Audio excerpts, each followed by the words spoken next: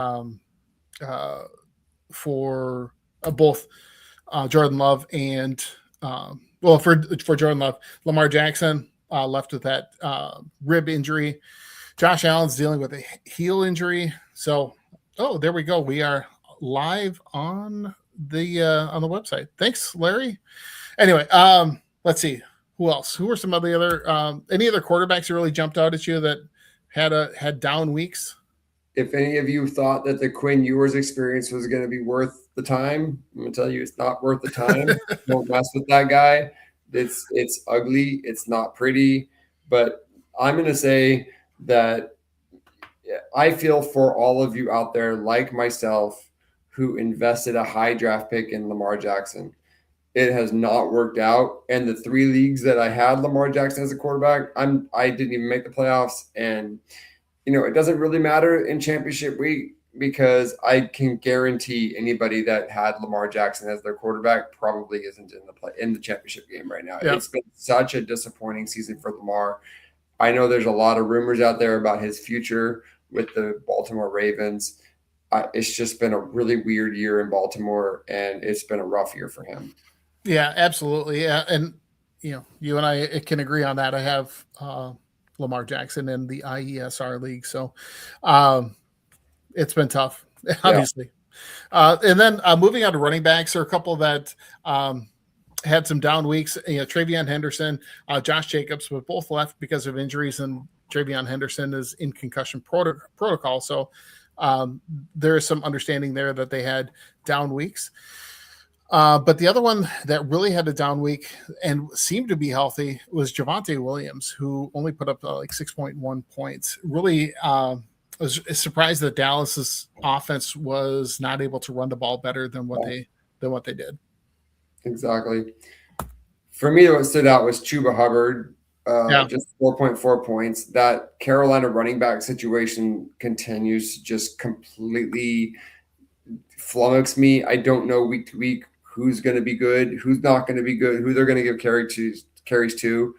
It's just a complete crapshoot every week. And you just don't trust it. If you're going into a championship week, I just recommend staying away from Carolina running backs. Yeah, absolutely. Yeah, they have been it's like the Green Bay wide receivers. Like, you just don't know what's going to end up happening. So, yep. Moving on to wide receivers. A couple of them that really had down weeks. Marvin Harrison Jr. finally came back. Only had 2.4 points. Rashid Shaheed. Okay, this one, when I look at this, it kind of bugs me that he got like 3.1 points for receiving yards. He had a punt return for a touchdown. Why doesn't he get credit for that punt return touchdown? It's just went to the defense. Some leagues you do, but not very many. Usually that's considered just for the defense. But some leagues you do get those credit for those points. Yeah. But you would only get the 6 for the touchdown. You don't get the yards, of course. Right. Absolutely. Yeah. Yeah. Yeah. To me, it's the player. If the player scores the touchdown, he scores the touchdown. He scores it. Yeah. Yep. Like, if you had Travis Hunter and he's playing defense, he intercepts the ball and returns it for a touchdown. Is that a defensive touchdown, or is that a Travis Hunter touchdown, or is it both? Well, in that instance, like, it's I don't even would anybody be starting Travis Hunter anymore? Has he even played wide receiver this year? I don't even know. No, he's on injured reserve now. Yeah. Okay. Yeah. So I don't even. But your point remains. If he was playing defense for Jacksonville, would that have? Yeah, probably not. Yeah. So, but those are kinds of questions that you should have, with your league in the settings before the season starts. Exactly. Anyway, sorry, I had to go off on a little bit of a tangent there. But that is something, to your point, it's good to know, like, if there's a punt return touchdown, does it count for you individually as a player? Because a lot of those players are wide receivers and running backs. And there are leagues that it does and leagues that it doesn't. So you should really look into that. The scoring settings will tell you that. Yeah. And then the only other receiver that really jumped out at me as having a down week was Emeka Egbuka. He only had 15 targets, or for 15 routes. He only ran 15 routes in the game on Sunday. That's crazy. He is just falling by the wayside with Mike Evans and Jalen McMillan back. Yeah. he just hasn't been getting many targets there in Tampa. So It's a rookie that's a tough wall. one. Sometimes the rookie wall is real. You get to that 13, 14, 15 game, you didn't play that very much in college, and Yep, it's tough. For that's me, exactly it. Yeah, go ahead. Terry McLaurin, he's just Yeah, not having a good season. And it's up and down. Last week he had a really long touchdown.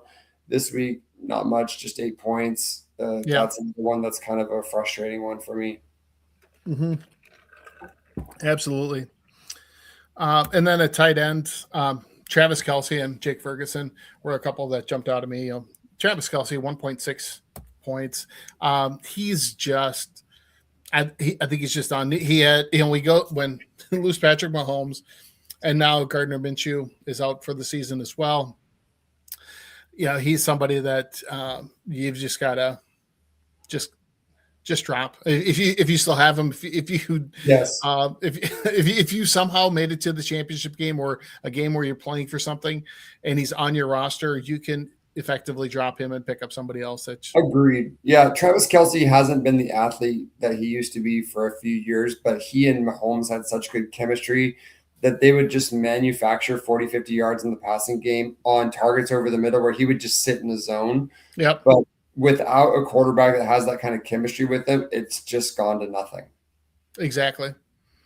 So Yeah, so those are some of those performances for the week that really were not very good. So let's talk about some of the injury updates, because there's getting to that point of the season where lots of people are dealing with some injuries.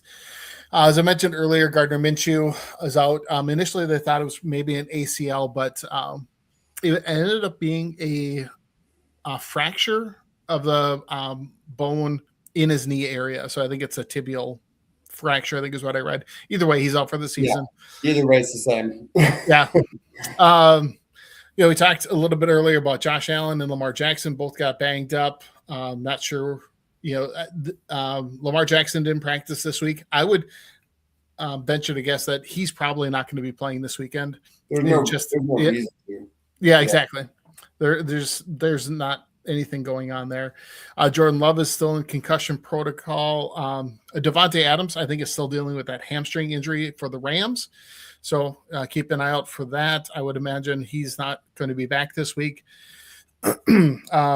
Let's see. JJ McCarthy has a hairline fracture in his hand, so he is out this week on Thursday. So that means Max Brosmer is going to be the starting quarterback for the Minnesota Vikings, which is, you've probably seen, will probably not be very beneficial to Justin Jefferson if you got him, or pretty much any of the other Vikings players. I can't see anybody really putting up big numbers there.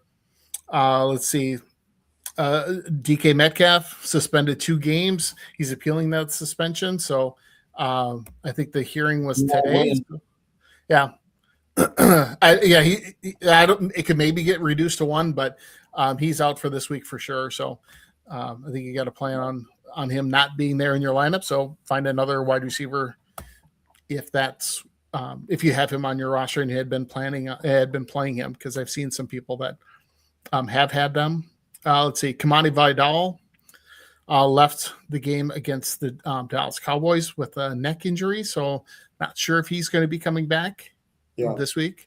We'll have to keep an eye on that when it comes to game time decisions.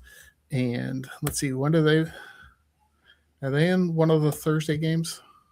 The Chargers? The Cowboys. Oh, wait, sorry. No, Chargers are playing Saturday against the Texans.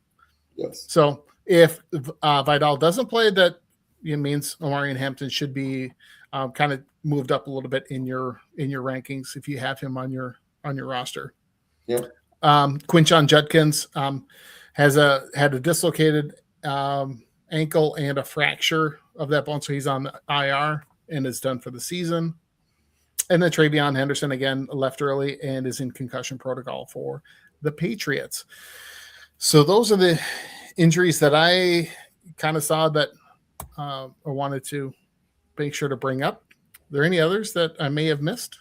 No, but I would say, he may be out there, and if you can pick up Ramondre Stevenson this week, I kind of jumping ahead to the waiver wire pickups. Yep. Well, That Henderson concussion, yep. that's a solid pickup. And I would say that somebody, if you're in a championship weekend, you need a flex, you need a running back. Ramondre Stevenson might be out there because Henderson's had such a good stretch of games over the last bit that some teams may have just given up on him. And they don't have a poor matchup this week against the Jets. Yep. So that's somebody that I'd be really looking at if he's available to put in my lineup, because he's going to get a lot of run this week with the Patriots chasing the Broncos trying to get that number 1 seed. Yes, absolutely. Great point there. Yeah, I think Ramondre Stevenson would be somebody worth picking up.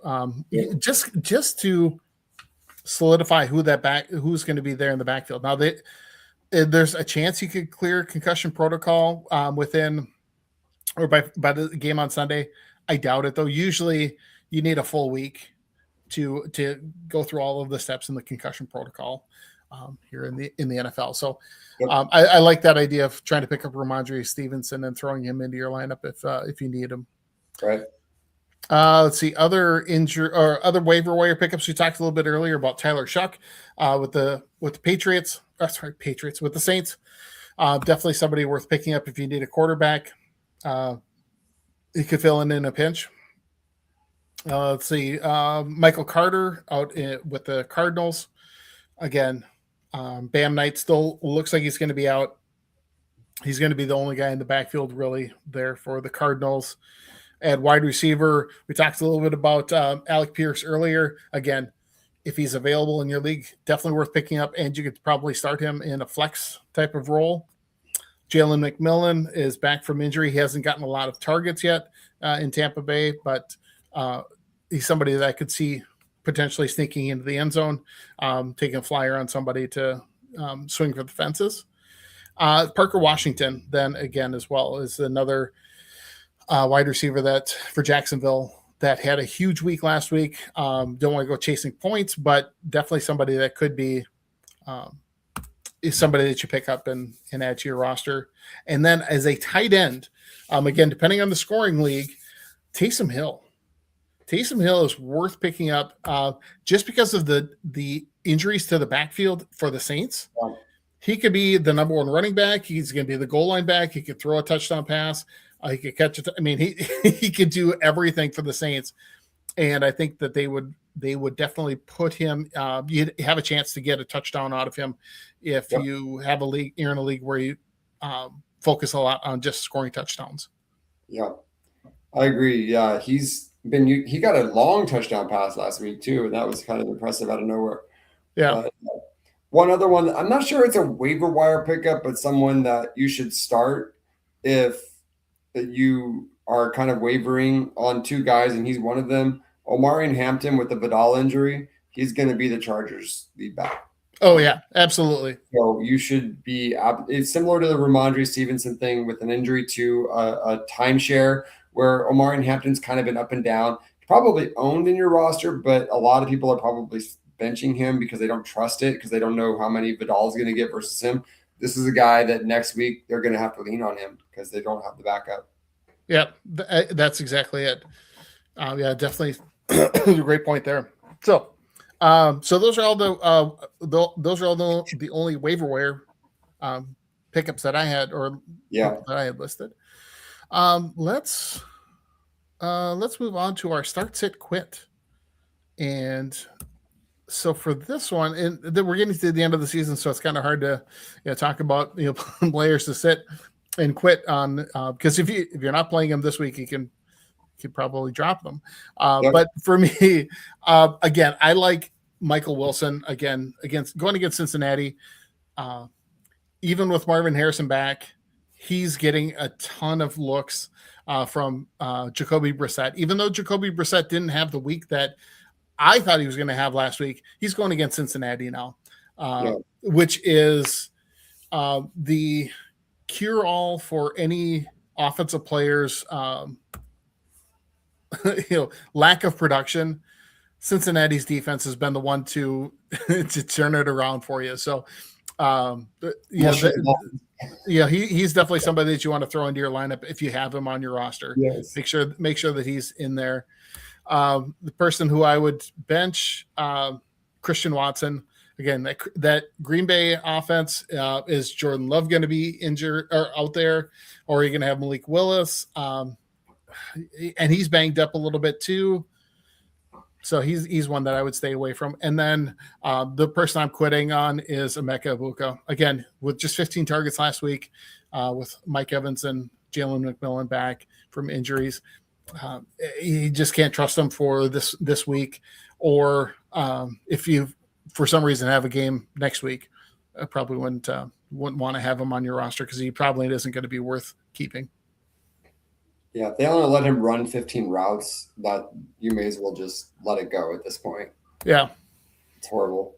Yep. So for my start of the week, I'm picking Adam Thielen. You have DK being suspended this week. So those targets got to go to someone. Pittsburgh's in a position where they can clinch their division. And I know it's against Cleveland, but there's going to be targets that get distributed to other players because DK is suspended. He's definitely going to be suspended this week. Whether he gets suspended for 2 games or not, I don't know. But this week he's definitely getting suspended. So I would say Adam Thielen is the guy that I would pick to kind of take those target shares for the Pittsburgh offense. And I think you might see a bigger game than you would expect. So someone who almost across the board is going to be available. If you're struggling and you're trying to find someone, that's the guy that I'd be picking. As far as my bench, Michael Pittman, because he hasn't really been targeted by Phillip Rivers. And when you get a new quarterback in there, especially as one as smart as Phillip Rivers, he's going to identify 1 or 2 targets really quickly that are his main targets. And it's clear that right now that's Alec Pierce. So Pittman, you're taking a big risk putting him in your lineup with 0 evidence that he's going to be targeted by Phillip Rivers. And then my give up on is Jalen Waddle. The Dolphins offense is done. The Dolphins season is done. They're not really trying to win anymore.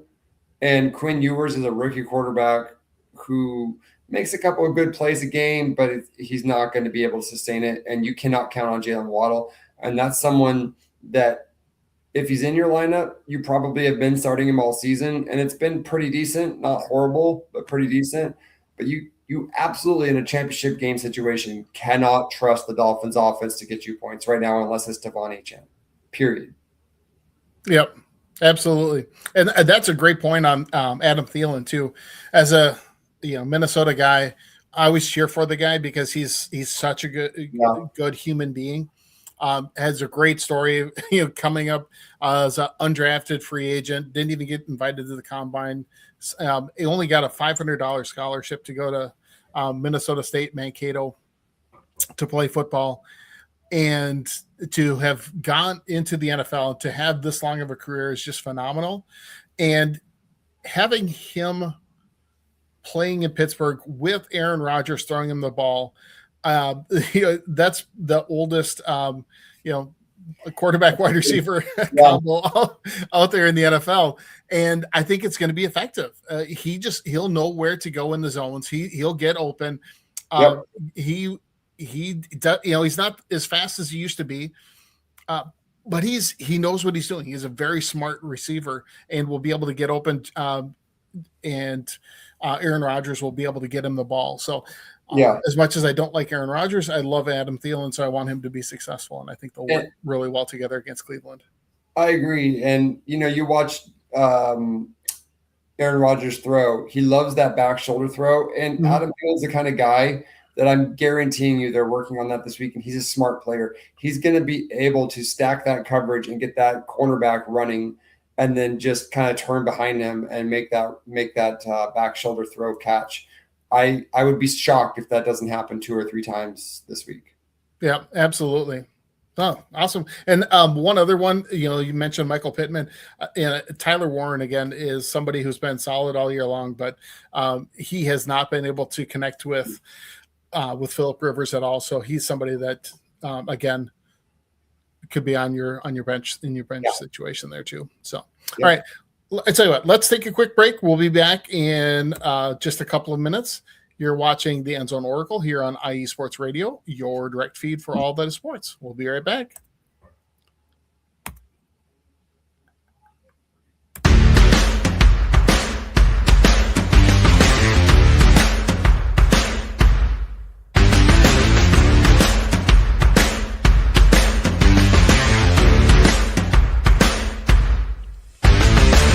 IE Sports Radio fans, this show is brought to you by Planet Jerky Premium Brisket Beef Jerky. Planet Jerky is the official jerky of the 2022 California League champion Lake Elsinore Storm, Single A affiliate of the San Diego Padres. This all brisket jerky has gluten-free options, contains no MSG, no sodium nitrate, is low in sugar, and high in protein. Go to their website at planetjerky.net and follow them on Instagram at Planet Jerky. Planet Jerky, the jerky that's on a whole other planet.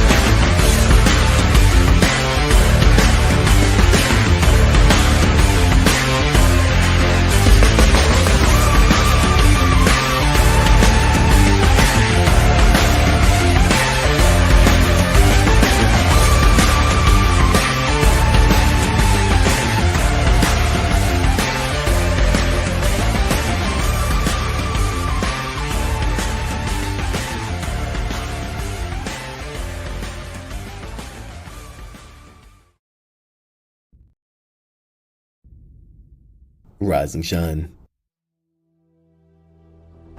It's 4 a.m. The stars are still out. The sun is beneath the horizon, but it's time to punch in and go to work. The comfort of your warm-ups turns into the grinding out of your reps as the clinking and the clanking of the plates create a symphony of euphoria. There's no other feeling like it. Earn it, burn it, and take what's yours. IE Sports Radio has proudly partnered with Vital Apparel, a brand that not only fits great, but also promotes and donates to mental health research. Use our code IESR to get 15% off their comfortable and inspiring gym wear and help them on their amazing journey to support mental health. Go hard, take part in your iron therapy, and be strong. Because when your mental health is as strong as you are, there's no telling how far you'll go.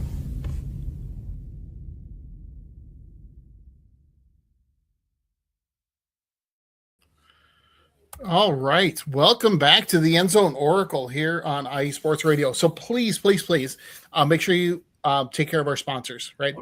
Planet Jerky, premium brisket beef jerky, absolutely fantastic product. It's just all natural beef, no fillers, no additives, just high quality, good source of protein. So make sure that you check them out. You can get them at planetjerky.net.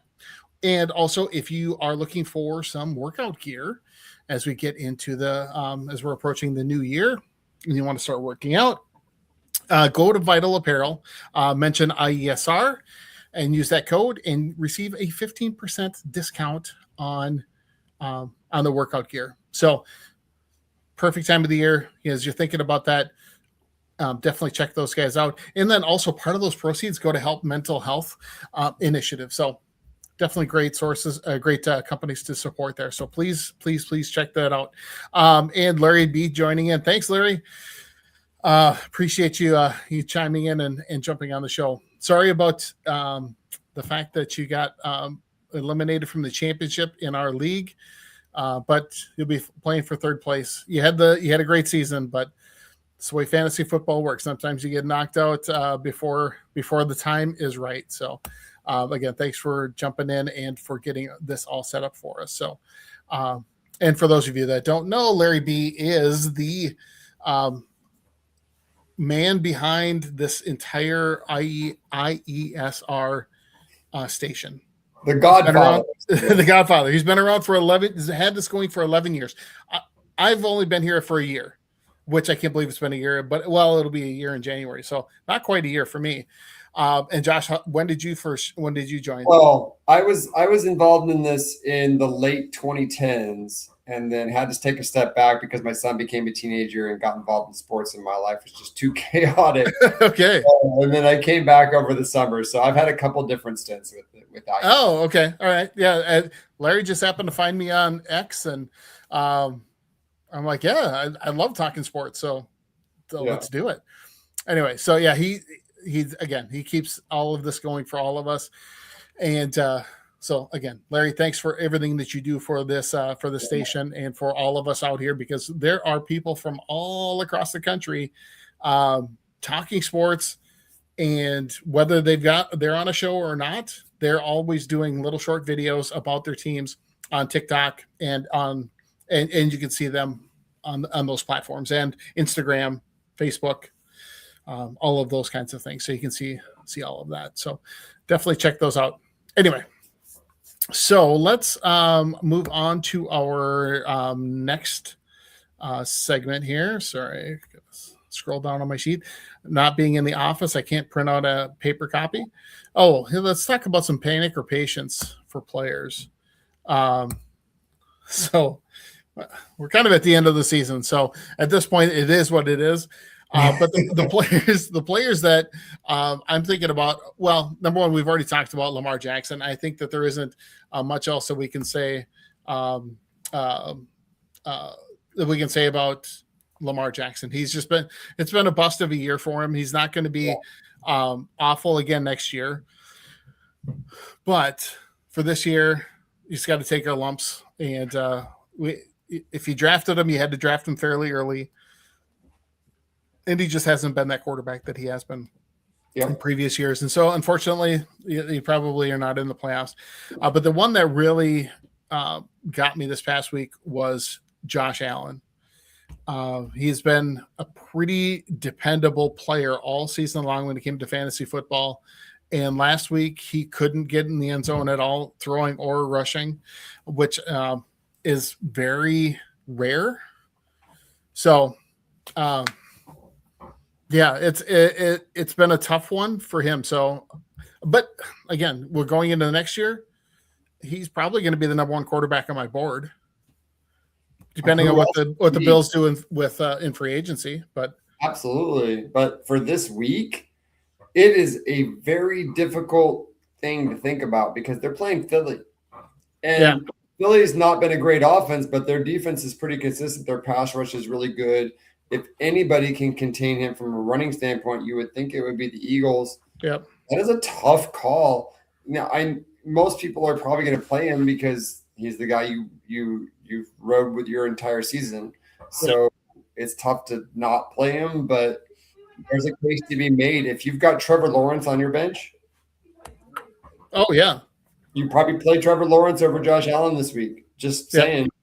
So there are decisions to be made out there, and you have to factor in the opponent this late in the season. The Eagles need that win just as much as the Bills do, so they're going to do everything they can to contain Josh Allen, whereas other teams may or may not need that game as much, and that player may be able to go off. Jacksonville's playing Indy. Indy's pretty much out of it. Is Indy's defense going to be able to contain him?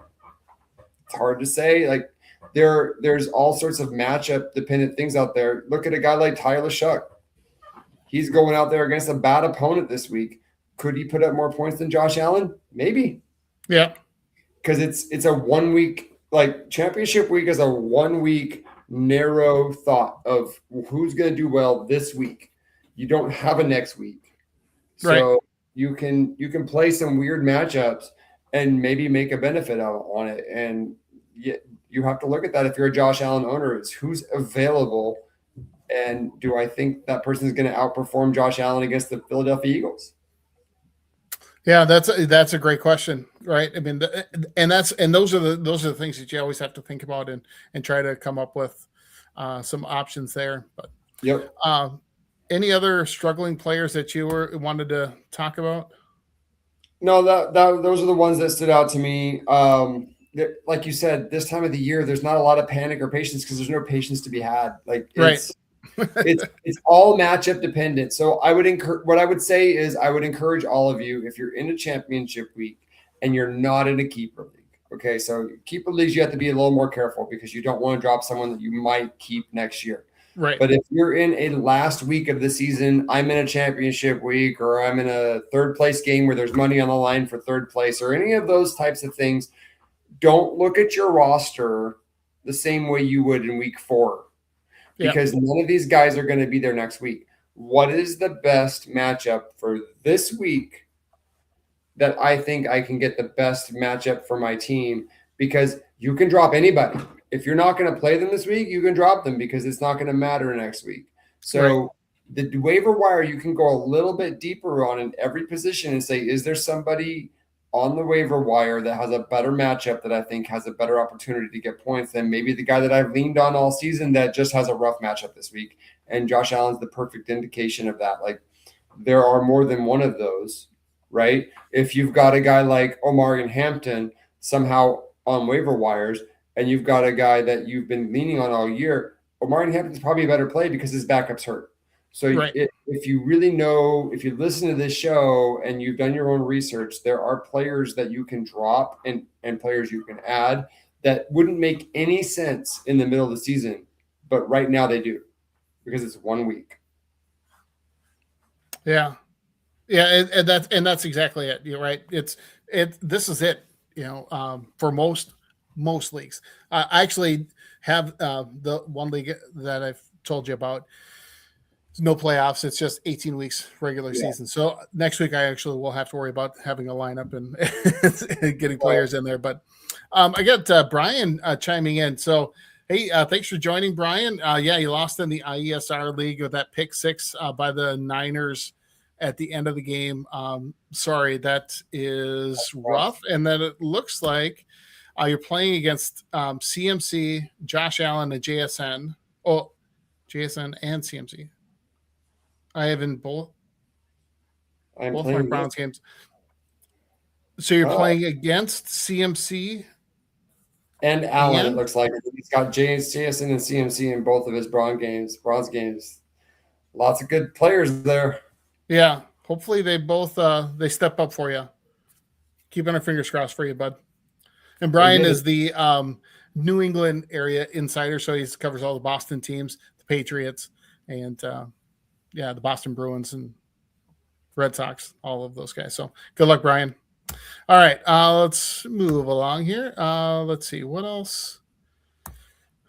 So again, some of those favorable matchups for this upcoming week. We got to talk a little bit about that. So our matchup magic, some of those favorite matchups of the week. So for me, obviously, we talk about every week. Cowboys defense and the Bengals defense are teams to target for offensive players. So that means this week, some guys that you would probably get more points out of than you would normally expect would be the Washington Commanders players. So if you've got a guy like Deebo Samuel, Terry McLaurin, let's see, Chris Rodriguez Jr., somebody like that, they'll probably put up some decent numbers, more than they normally would. Not necessarily, maybe not, better than a Christian McCaffrey, but you get there's some players there that you could probably put into your squeak into your lineup. Same thing with the Cardinals going against the Bengals. As I mentioned earlier, I'm a huge fan of Michael Wilson and Jacoby Brissett. I think they're putting up huge numbers this year, and for this year are players that you should probably have in your lineup if you have them on your roster going into this championship week. Let's see, but some of those that are unfavorable, again, just looking at some of those defenses to try to avoid for quarterbacks. The Texans, Chargers, Eagles, and Vikings have really had some have been able to shut down a lot of quarterbacks.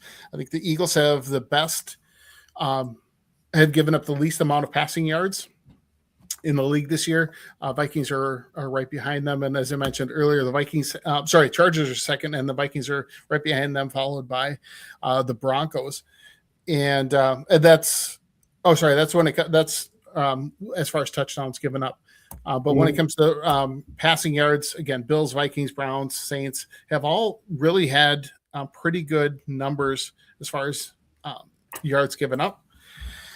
And as I mentioned earlier, the Vikings have not given up a passing touchdown in the last 6 games. So those are some quarterbacks to try and stay away from. Again, but like the Vikings are playing against Jared Goff. Are they going to hold him without a passing touchdown? Probably not. We'll see. Yeah. He had 2 last time. Last time the Vikings played the Lions. Running backs going against, Broncos, Texans, Rams, Browns. Yeah, those are teams that have good defenses, even if their offenses aren't great. So you can always start those guys in a pinch as far as defenses go. But then Yep. let's look at some of those streaming defenses for this week, where again, we've got those, the normal teams of offenses to target when you're looking for a streaming defense, because even in the championship games, you can go with the streaming defense, right? So you got Steelers playing the Browns. Steelers had a good week last week. Been a pretty productive defense all year. Browns offense has been pretty suspect, giving up a lot of sacks, a lot of turnovers. Patriots going against the Jets. Saints going against the Titans. Giants are taking on the Raiders. Jacksonville's playing against the Colts. The Bucs are going against Miami, and then Detroit going against the Vikings. The Vikings have not been very good offensively, and we've got Max Rosemary in at quarterback this week. The Lions defense, even though they're banged up, they have a lot of defensive backs that are hurt. They are playing to make the playoffs. Right now, they're on the outside looking in, behind Green Bay, and they're not going to want to lose this game to the Vikings. So I would imagine they're going to be putting a lot of pressure on Max Rosemary, try to force a turnover or two. Christian Darrisaw got put on the injured reserve list for the Vikings, so starting left tackle's out, and I think that there's a chance to pick on the Vikings offense this week. Honestly, look at the little AI generated Chiron below both Glenn and I. The Vikings and the Dolphins. Those are the two teams. And my prediction is those are the two teams that are going to get blown out this week. Okay. The Vikings are playing against a Lions team that's desperate, and they play on Thursday, so they won't know the result ahead of their game, of their playoffs. They basically have to win out and hope for help. They're going to have to put up their best performance to stay in the playoff hunt. So I expect the Vikings to get beat, and the Dolphins, I think they're playing to lose. Honestly, the rest of the year, my team is tanking the rest of this season to try to get as low a draft pick as possible. And I think, and Tampa Bay desperately needs to win that game after, kind of falling behind in their division. So those two games are teams that if you can pick up the Bucs or the Lions defense, I know they haven't been great lately, but those are two defenses I would be picking up right now. Yep. Oh, and here we got Brian in with another question. He's got to decide between the Patriots defense or the Saints this week. So again, they both have good matchups, right? Saints are playing the Titans. Patriots are playing the Jets. For me personally, not knowing exact, I would go with the Patriots. Just because the Titans offense has been able to move the ball and score some points. So if you're losing points based on yards and points given up, I think that they'll give you some turnovers with Cam Ward. I think they'll an interception or two and a fumble or something, but I just don't see them. The Jets are just a mess, right? I mean, they've got, is it Brady Cook that's going to be a quarterback again? Yes, for them. Yeah, they basically committed him for the rest of the season. Yeah. Yeah, and I feel Brian's situation. You kind of worry when you want to over-evaluate your team's performances and try to pick those guys because they're your team and you think you might be biased. In this situation, basically the matchups are a net zero. So when the matchups are a net zero, you pick the better defense. And right now the Patriots have a vastly better defense than the Saints.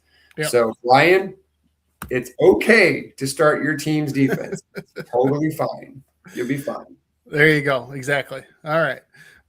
Thanks, Brian. Let's put that away. All right. Oh, wait. What? Okay. I thought maybe there was another comment that came in, but I was mistaken. No. So anyway, so then going on to some of the other players to start this week. I've got my start and sit for each position. Again, I've got Jacoby Brissett starting against the Bengals. Again, if we can attack the Bengals defense with players like Jacoby Brissett, we're going to continue to do that. I did have him as my start of the week last week and really disappointed. But I think he's going to bounce back this week and put up some big numbers against the Bengals. For me, my sit at quarterback, again, is Jared Goff going against the Vikings. Again, Vikings have not given up a passing touchdown in the last 6 weeks. But I think that's going to change this week. He's probably going to throw 1, maybe 2. But we'll see how that goes. But I think that they've got they should be able to keep it close. I think they're going to try to really slow down the game, grind away with the running game on offense for the Vikings are, I'm saying. And I think that they're going to try to, Monroe St. Brown is banged up. Jameson Williams is a very good receiver, but he's not necessarily that. You stole the words out of my mouth. He's not that precise route runner that Amon-Ra St. Brown is. And those are the guys, like Amon-Ra St. Brown are people that can get open and beat the Vikings defense. If Jameson Williams is running a 18-yard route, the Vikings defense is going to shut that down. They're going to keep him covered. I anticipate Jameson Williams not having a huge week. But I also think Jared Goff is probably not going to have a huge week either. So those are my quarterbacks. For running backs, my start of the week is Ashton Genty going against the Giants. I think he's going to have a huge game there. My surprise sit is actually Jonathan Taylor against Jacksonville.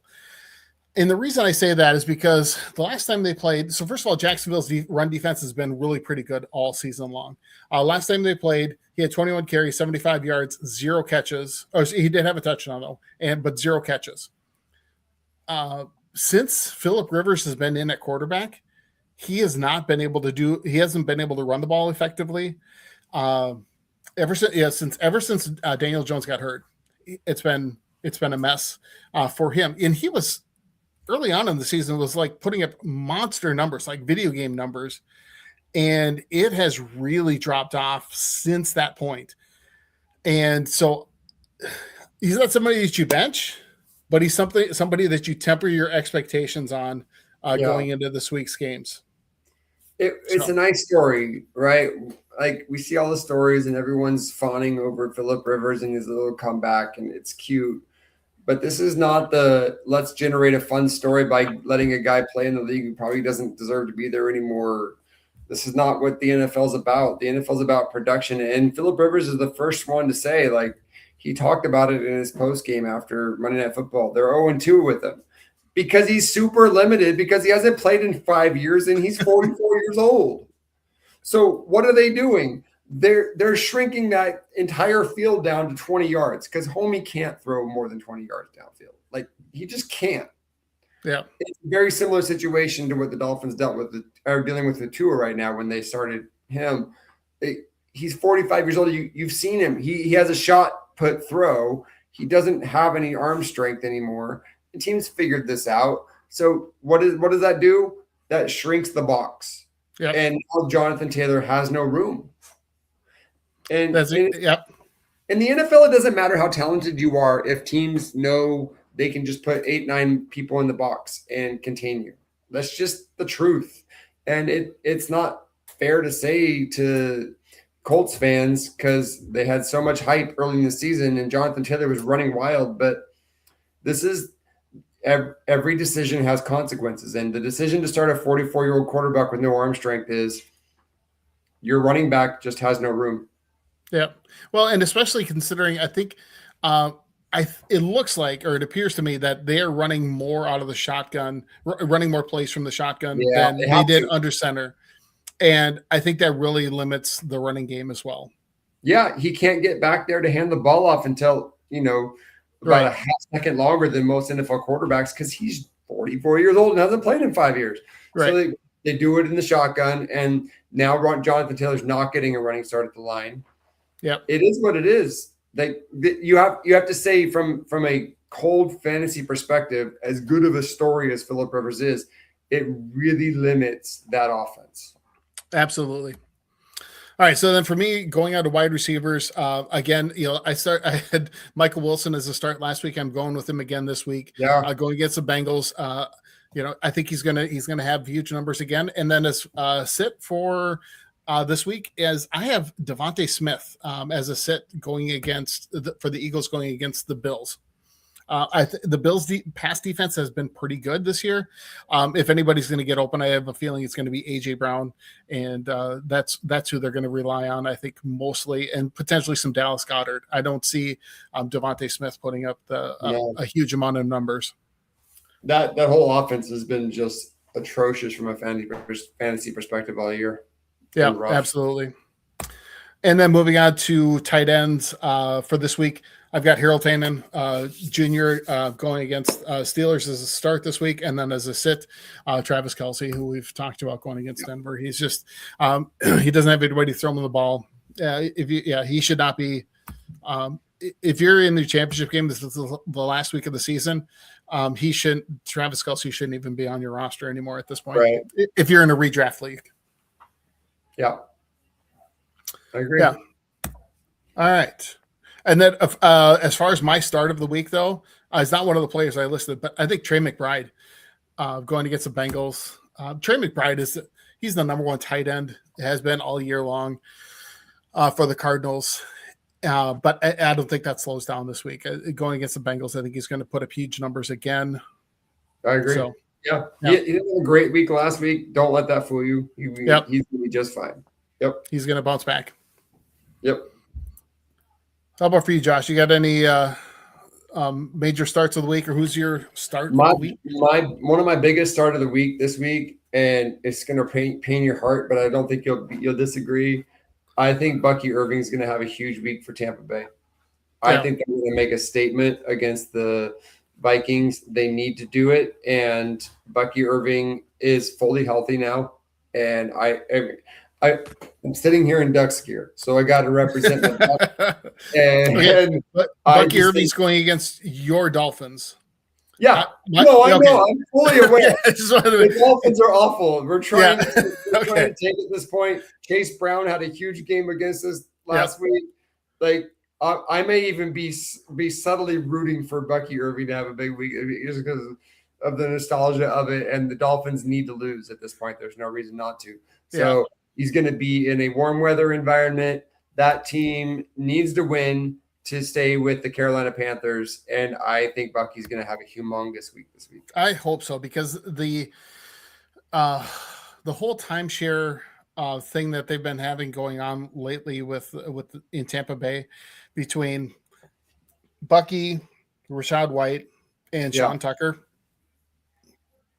has been really annoying, especially around the goal line.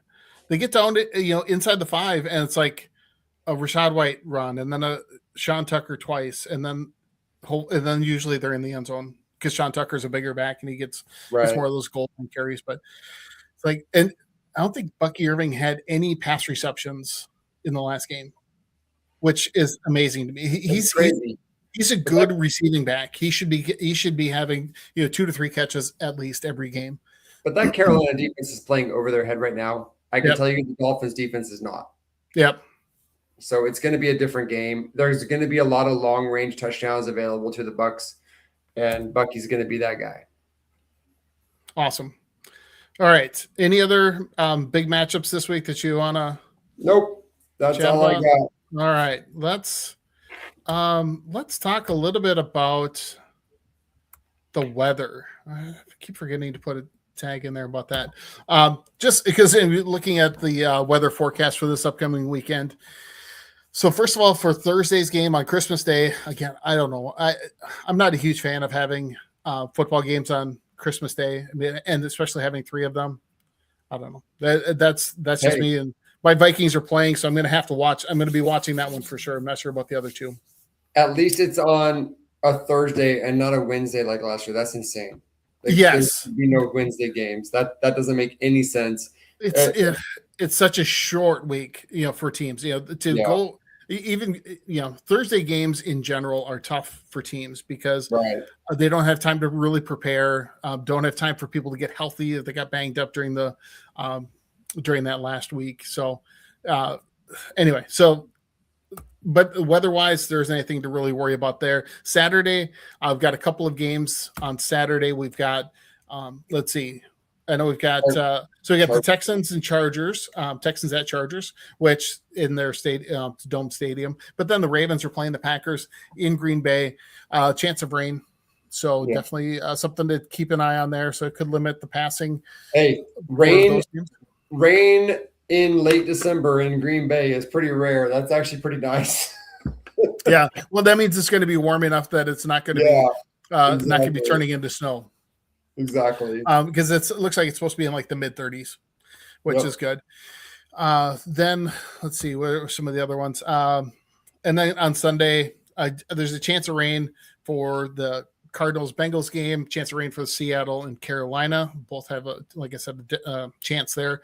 It looks like the Patriots against the Jets is saying that there's going to be rain. So again, Brian, maybe that helps your defense even more, knowing that they're going to be, not only are they playing the Jets, but the Jets are going to be dealing with the rain as well too. So could lead to some turnovers there. And then does have a forecast of snow in the Eagles-Bills game. So again, points could be limited there, but that could actually be a benefit for Josh Allen because he seems to love to play in the snow. He always plays ball in the snow. Yeah. So that definitely puts the Eagles offense into sharp perspective. Be very careful about starting Eagles offensive players. Yep, exactly. Oh, another comment here.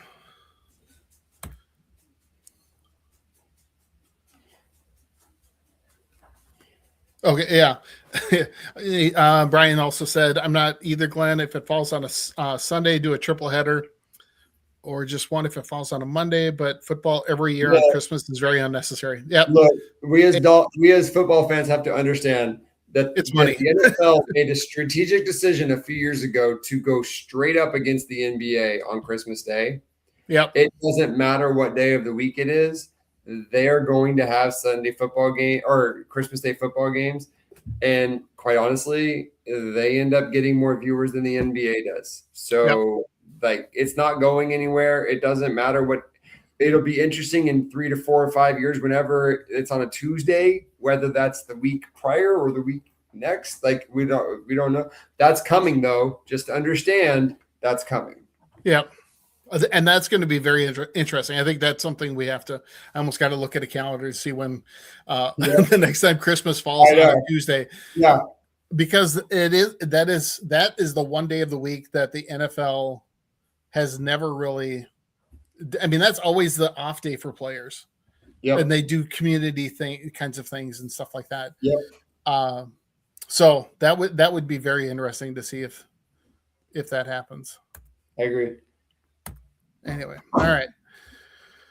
So, let's do our final shout outs and kind of go through. So, again, for me, I talked about this earlier, I think a little bit. Ended up going 0-3 in all of my leagues this week. Lost to my sister in the family league. So she's going into the championship game against my niece, is her daughter. So, mother's taking on daughter in the championship game in our league. Both me and my son lost in the semifinal games. And so we'll be playing each other for third place this week. So going to be a little bit competitive there with that one. Then like I said, in my, the one league where we don't have a playoff, ended up losing because of horrible, lineup decisions. I had Zach Charbonnet also sitting on my bench with putting up 8 points because he scored a touchdown and ran in the 2-point conversion. And so I lost pretty handily there, even though, and like I said, made some lineup decisions. I had more points on my bench than I did in my starting lineup, which is that's always a good sign for somebody. Yeah. Probably not something that a fantasy football expert should be should be admitting to here on the End Zone Oracle, but Hey, it happens. it happens to all of us. There are fantasy football quote unquote experts out there on major networks that talk about the fact that they lose just as often as we do. Yep. You try your best, and the hope is that if you have information and you understand football beyond just fantasy, that you have a little bit of a leg up. And that's true. That's why we do this show, because there are things that you give yourself the odds of things like that. But it's just like betting. If football fans were able to bet and always win because they know the sport better, then they'd all be millionaires. But it doesn't work that way because things happen that you don't expect, and that's just life. And that's part of fantasy football. And like, for instance, I've been doing this for 20 some odd years. I got 8 leagues this year. I'm going to have 0 championships this year. I got to 1 final and I lost. Yep. So, you do your best with what you have. And over the course of time, you win your fair share because you pay attention. But there's a lot of luck involved in fantasy football, just like there is in betting. Yeah. Well, and that's exactly it. And I personally am usually better in the regular season than I am in the playoffs, which always happens, right? It's like I've been playing fantasy football for probably at least 30 years, probably. Yeah, at least 30 years. And I think I've won the championship in the leagues probably over the course of all of them, probably maybe 4 or 5 times. Yeah. Otherwise, there's been so many times where I dominate the regular season, get to the playoffs, and I remember one very distinctly. Still, this guy still bugs me. I was the number 1 seed, lost to the number 8 seed because he had Plaxico Burress, who went off for 3 touchdowns in a playoff, in a game in the playoffs, first round of the playoffs, and took me out. Plaxico, with the Giants. Like, okay, it's just you never know. I've been in a league, one of my leagues this year that I finished, I think, middle of the pack this year, but I've been in that thing since 2009, and I've won it once, and it was last year. It was the first time that I even made the final in that league, and I've won it, and first time in 15 years. Yeah, it happens. Yep. Oh, hey, and Larry chimed in again. Hey, thanks, Larry. Appreciate the kind words. Only because of Larry, right? Yeah, exactly. We wouldn't be here without you. So appreciate that. Anyway, so how about and you said your seasons are all pretty much. Yeah, right? my one championship league, I went up against. I had JSN and they had Emeka Egbuka on a Thursday night matchup. And JSN didn't have a bad game. He had 90-something yards and a touchdown, but compared to Puka's 225 and 2 touchdowns or whatever it was with 46 points, I knew it was a tough uphill sled. And then in the first quarter, when James Cook, one of their other players, went for a 48-yard touchdown, I knew it was pretty much over. Yeah. And my team would have beaten anybody else that had made the semifinals that week. Oh. But that person's team just had a great week. And again, like, you don't know, they had almost 200 points in a league where it's hard to score 150. So it is what it is. You got to tip your hat to people that are teams that are able to do that. But you know what always seems to end up happening is that the week after a team goes off for a huge amount of points, they go in the tank the next week and score like the least amount of points. We would have outscored in the semifinal week, that team, we would have outscored them by over 60 points. Yep. But that week they outscored us by 60 points. Yep. That's fantasy football in a nutshell, right there. It all matters, when you face a team as opposed to how good your team is. And that's the reason I think over the course of a regular season, the teams that are able to draft better are going to have a better record than those that get lucky from week to week. Right. And drafting better comes down to luck sometimes too. So you never know. Like, and health and injuries and stuff like that. Yeah. Yeah. You draft Lamar Jackson this year. You thought that's a safe bet because he always gets points. Not happening this year. Yep. Before, CMC was the guy. Everyone picked him number one. You didn't know till 2 days before the season opener. He's gone. He's not there for the rest of the season. You're done. You never know. That's exactly it. All right. Well, Josh, thanks for being here again. Love having you on the show, and Likewise. have a wonderful Christmas. Everybody have a wonderful Christmas. Can't believe tomorrow's Christmas Eve already. Thanks for tuning in a day early, because normally we are on Wednesday nights, but that was not going to happen. We'll be back on again next week. I think next week's show, we might probably just do a kind of end of the year review. Yeah, I think so. Just because, they're really not going to have a lot of games to talk about. We could probably talk about the championships, or who won, and those players that maybe helped you win your championship. But otherwise, we'll talk a little bit about just who were some of the players that were underdrafted, who were overdrafted, who should you be looking at for next year, and who are in situations to bounce back. Who are some of those rookies that or people that you picked up off the waiver wire, some of those kinds of things. People like Harold Fannin Jr., Jacoby Brissett, some of those guys that you picked up after the season started and helped you get to the championship. So And we'll maybe talk a little. we'll spend a little bit of time talking about how the off season will go. This is our first off season with End Zone Oracle, so we may have a few shows here and there to kind of talk about fantasy value for draft picks, or how free agency kind of impacts it, and then of course leading up to the regular season. So kind of set the field for how the off season will go, so that you all know what you're in.